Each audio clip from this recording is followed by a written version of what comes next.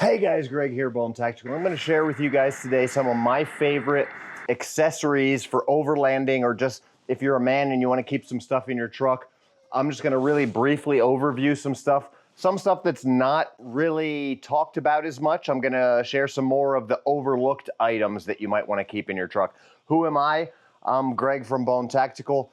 If I were to say that I was not an expert in overlanding, overland expeditions, 4x4 off-roading, all that kind of stuff, then you would know I was a liar. So that's why I'm sharing this video, because it's going to be highly beneficial to anybody that's a man that likes exploring, that likes being prepared, that likes having a reliable vehicle and keeping stuff with them, or has any dreams or aspirations of being a prepared individual. So a lot of the stuff in this video has been sent to me, and so this is a testing video. This is going to be the first of a series of many testing videos. Some of the stuff's already tried and proven. Got the dogs with me, so they're guarding the truck. Right now they either smell another dog or a horse that's over here back on this other property. We'll see in a minute. But like I say, a lot of this gear is already time proven, and then a lot of it's new gear that I've already unboxed, but everything will be linked in the description below. These shirts are amazing. They've got a cooling mesh in the back. This is field shear cooling shirt. Then I really like this warm weather gear Columbia combat shirt, okay? Shorts are from Path Products. And of course, no vehicle is complete without your bottle opener keychain force multiplier. This one in particular is the Kinetic bottle opener. Let me give you guys a brief little overview of what we're going to be talking here. Yes, my windshield's cracked. I just keep cracking it and haven't really decided to change it yet. This is a actual used truck, even though it looks real pretty.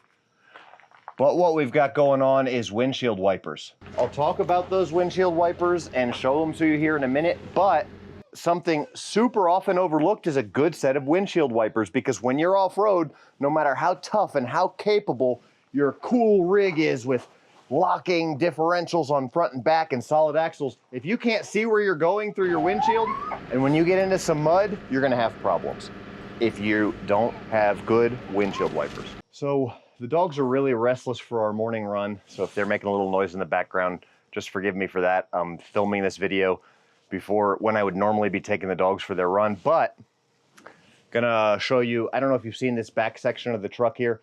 It's full of all the gear that I have for extended trips, being able to live out of the truck for up to months at a time if necessary. Now you guys aren't gonna have to go that far, so I'm not gonna show you that full in-depth video, although those videos are here on the channel already. Tons of videos on this truck, and I could make a 6-hour video about all the gear that's in there. So I'm just gonna show you some highlights and some things to consider that maybe you might wanna keep in your truck that are just real quick and easy. So the windshield wipers was one. Rain gear is another one. Here's the pants, SKRE gear. Of course, like I say, I'm gonna link all this stuff in the description below. This is the pants, really cool, really nice small bag that it comes in.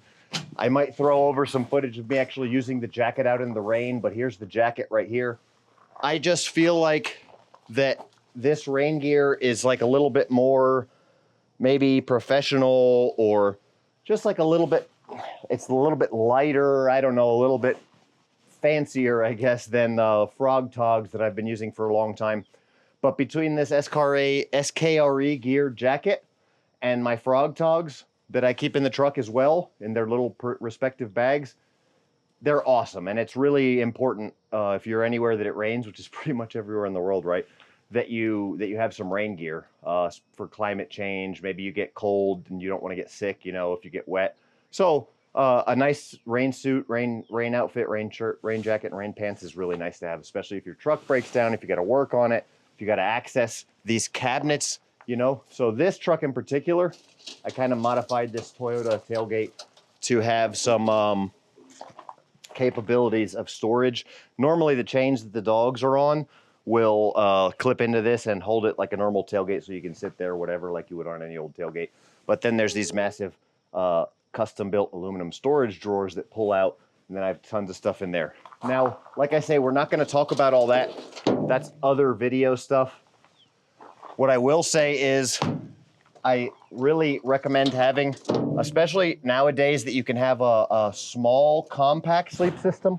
I highly recommend having a sleep system, which basically would be a sleeping bag, depending on what kind of a cold area you're at, or a quilt. I really like the quilts because I'm a big guy, and the quilts allow for a lot more, you know, you can just throw the quilt over the top of you. And then this is like a bed. This would be what would replace your bed. This is the Neo Air X Therm, all right, Thermarest. So I've had years and years and years working with Thermarest. All right, guys, doing all kinds of stuff with Thermarest, and I highly, highly recommend Thermarest. Okay, so no problems ever with Thermarest, and lots of their stuff. Link in description below. I can recommend any of it because I've had years using it and testing it. So they're a parent company of Sea Line, which makes amazing dry bags. So that whole Cascade Designs, I think it is, that whole company makes awesome outdoor gear. Right? You can't go wrong with them. And you guys know me, I don't say that about many companies. All right, inside your vehicle here, you know, close to your driver's seat, you're gonna wanna have access to maybe something quick and easy, depending. You're gonna wanna consider how you carry, if you do carry a firearm or weapon, you're gonna wanna consider how you carry it. If you have your seatbelt on, can you get to it quickly, all that. But for those of you guys in, you know, any country, any other country, or maybe you don't wanna carry a gun, or you don't want the responsibility, or you don't live where you can, then there's always the tire thumper. And this one is unique to Bone Tactical because it's made out of an extremely, feels like iron. It's an iron wood called tamarind, and it's like twice as heavy, twice as strong, lasts twice as long as American hickory. So it's just amazingly different than any other tire thumper you'll find on the market. The best tire thumpers really that you can find in America, other than that, are gonna be made out of American hickory, but that being tamarind, twice as heavy, twice as hard, lasts twice as long, like I say, and beautiful, handmade. We do ours 100% in-house. Just a piece of wood that I pull from this rainforest back behind me when it falls. I don't know if you can see, the mountains are too foggy right now, but there's mountains up there where you can't get into those mountains unless you have a really crazy tough truck like this one. And well, when storms come through and stuff, we go up and explore and pull out fallen trees. When we find a tamarind or a hardwood like Cortez or tamarind, then we pull those out, hardest woods in the world, and we make bats out of them, which is hard to do because the wood's so hard. Anyway, Gray Man Operations Pack. A lot of people say, hey, EDC this, EDC that. I have this everywhere I go.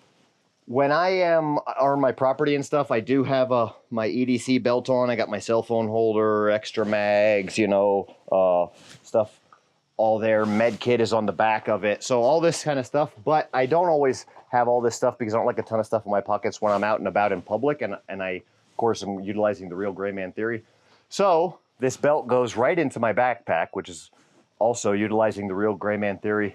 Is a playlist I have here on the channel if you're not aware of it. If you think Gray Man is where it's at, check out the real Gray Man theory playlist here on the channel, and your mind will be blown. It's not about blending in, nothing to do with blending in. It's about being successful in daily life, and you know, I teach you how to do that.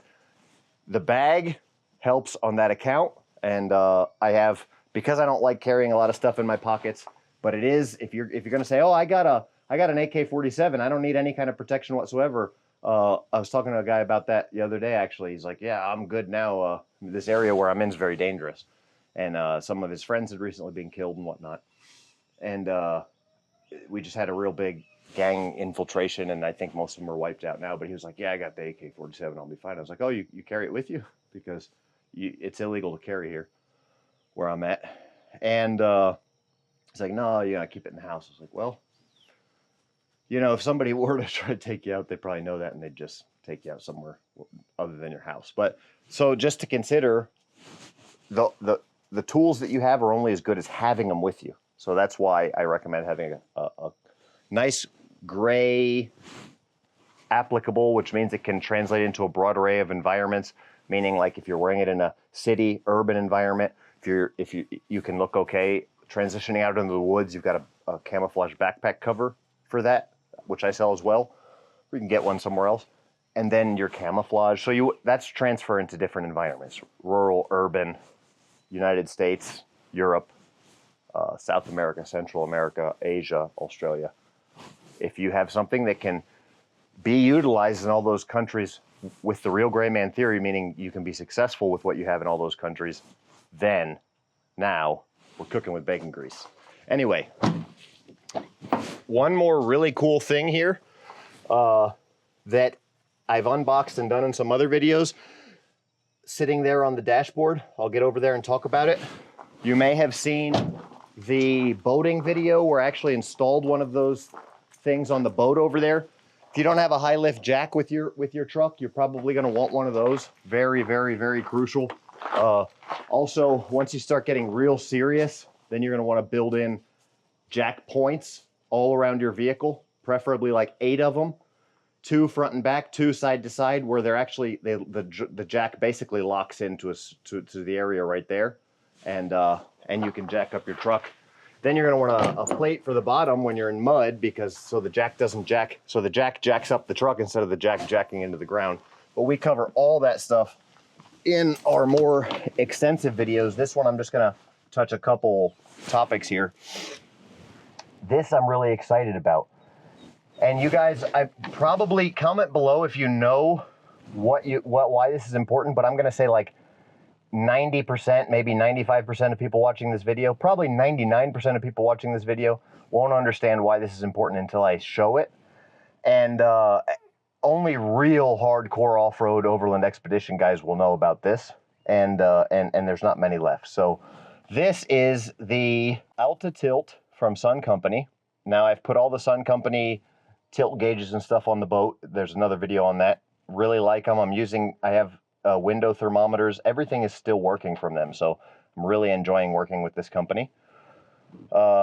Temperature gauges, like I say, for the windows, really cool little ones that you just kind of suction on there. I've got them all over the place. But this is altitude. Okay, it shows barometric pressure. It's a barometer, altimeter, and inclinometer. So why do I need the altimeter? Is nice, you know, because I know about oxygen, how much oxygen's in the air, and you know, potentially, you know, the way that the engine's working if I'm really high altitudes, or just, you know, for my personal knowledge, you know, where I'm at. Certain things change at altitudes. It's not the most important thing. The barometric pressure is nice. It's going to tell you, you know, about humidity as well. It'll try and tell you it. There's a lot you can get into barometric pressure with. This is saying right now that it is towards the rainy scale, and I'm going to have to be testing this because it's very humid and there's a lot of fog, as you can see, but it's not necessarily raining. So we'll have to see. You know, I would definitely recommend barometric studies are a study in and of itself. There's guys, you know, outdoorsmen, fishermen, stuff like that really can tell a lot from barometric pressure. It doesn't have as much to do with overlanding as knowing the seasons along with the barometric pressure, because here there's certain seasons where roads are impassable for almost anybody because it's, you know, wet season. And if it's raining every day and there are dirt roads and mountains, then the roads wash away and they have to be rebuilt basically for the summertime. They can be used, and then they're washed out most of the winter. Barometric pressure can help know when it's going to rain or what the weather's going to be like if there's a storm front coming in, stuff like that, which is good for camping and off-roading and all that. But the most important thing here for me is the Alta-Tilt. Now, I don't know if you can see that little ball rolling around in there. So I'm gonna install this here inside the truck, and I go and I pull rocks out of the rivers for my dream shop build for this project that I'm working on right now. And I've probably hauled about 100,000 pounds of rocks in this truck. Like I say, there's not many people who have the same needs as me. Not many people want the toughest, most reliable, most capable zombie apocalypse end of the world trucking, you know, that there is. That was my idea with this Land Cruiser build that I built.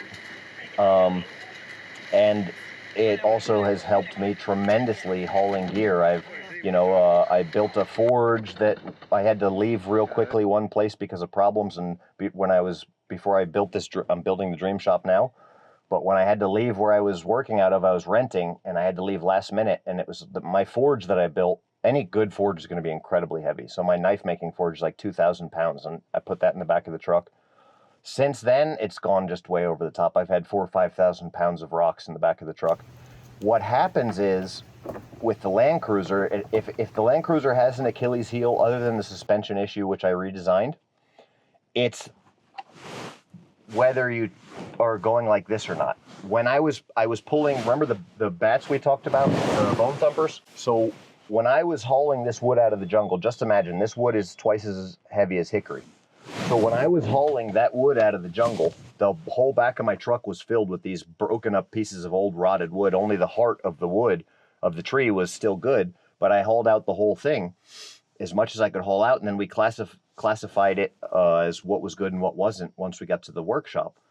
So, which the heartwood's the only wood you want to use anyway, but it was like, you know, 4,000 pounds of wood on my truck, and some of it was up onto the roof rack. So that means that the weight distribution is even higher on the truck. And at one point, the mountain trail was like this. So we were going around the mountain trail. There was a huge drop off of a cliff, and the truck started going up on 3 tires, and it was like it was going to fall off. And I had to yell to all, I had like 5, 6 workers with me, and I had to yell to my workers, everybody move to the other side of the truck, get on the other side of the truck, jump on the other side of the truck, hang on the other side of the truck. So the truck's going like this, wanting to fall down the mountain, and all my workers were hanging on the other side of the truck, keeping the balance as I was driving down this mountain trail, and 2 of the tires were like loose coming down. So it was just crazy.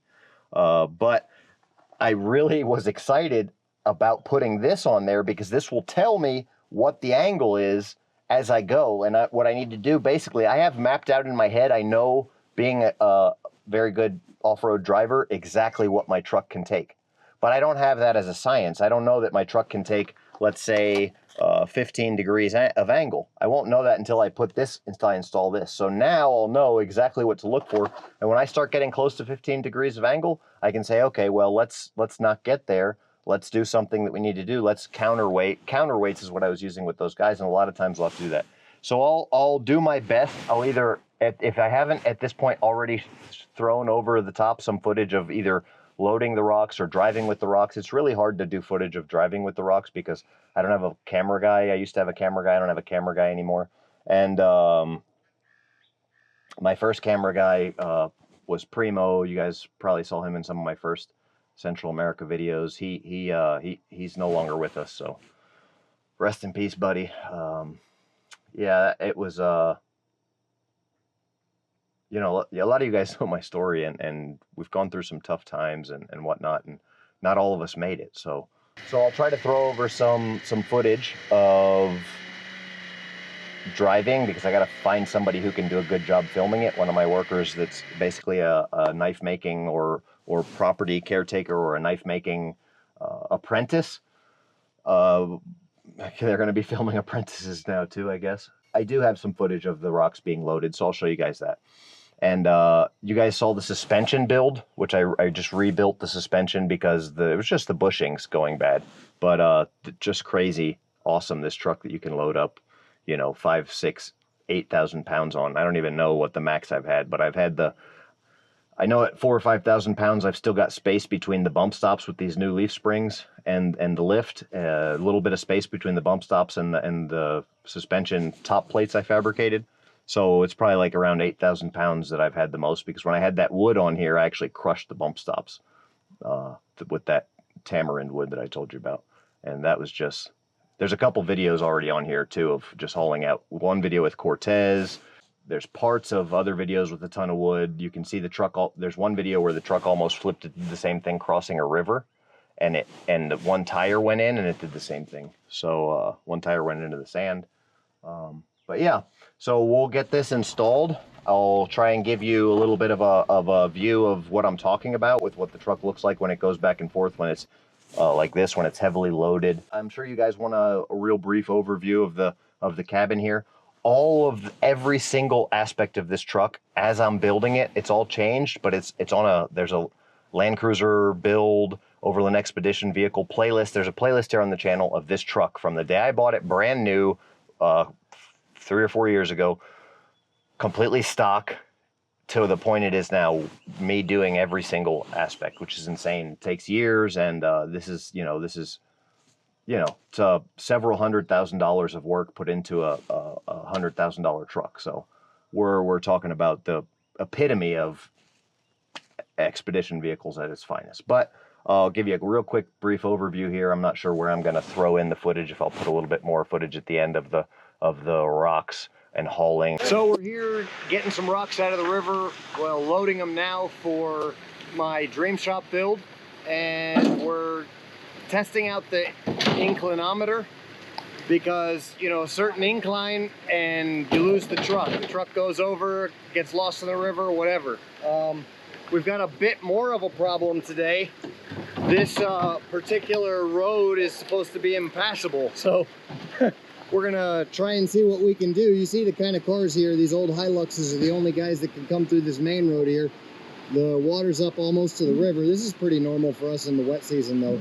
But what we've got here in front of me is actually this pretty deep mud. So we're gonna see, the truck didn't have too much of a problem getting back here. Of course, you know, heavily equipped Land Cruiser. But it's gonna be a different story when we've got 3,000, 5,000 pounds of rock in the back. So let's see what we can do. Between, each one of these big ones weighs between 50 and 100 pounds easy. And you can see we're going to be topped up to the gills. So one of the reasons that I installed that inclinometer is because this right here is what you don't want when you're off-roading with, you know, 3,000 to 5,000 extra pounds on the vehicle. Obviously not many vehicles can do that to begin with, but probably looking at about 15 degrees is the most that I want to push that 15-degree rotation of the vehicle. More than that, I am, you know, 15-degree can't. I'm not really comfortable with more than that, so we'll just have to see. The other thing is I don't know if you guys have seen the suspension upgrades I did, where there's plates that it can slide. So as long as I can get some traction through there, I can pull the rear end, any kind of the axle parts that hit right there, I can drag them as long as I can still get tire traction. So we're gonna lock in the lockers, put her in 4-wheel low, maybe even give it a little bit of juice going through there for momentum, and see what we can do.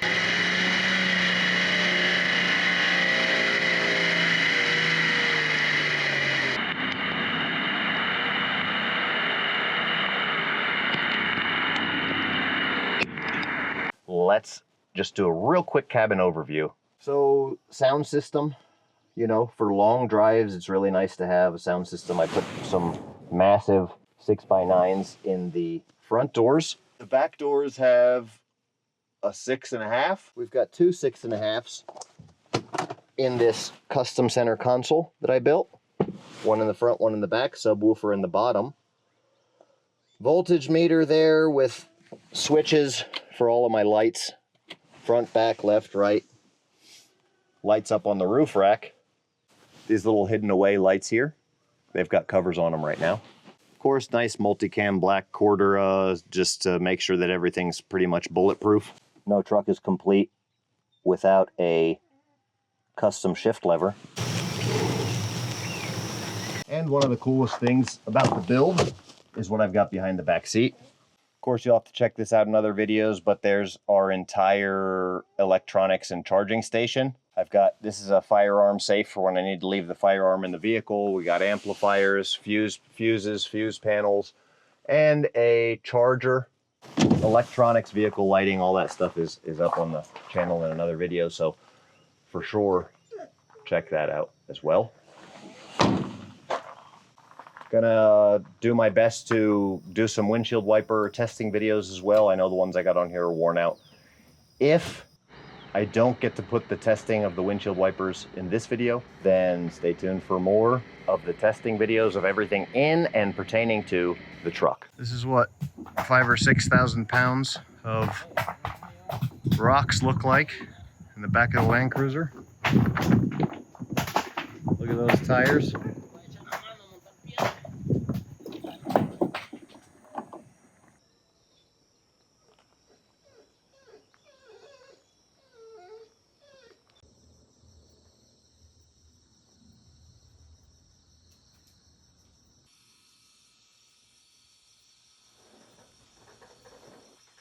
Thanks for watching.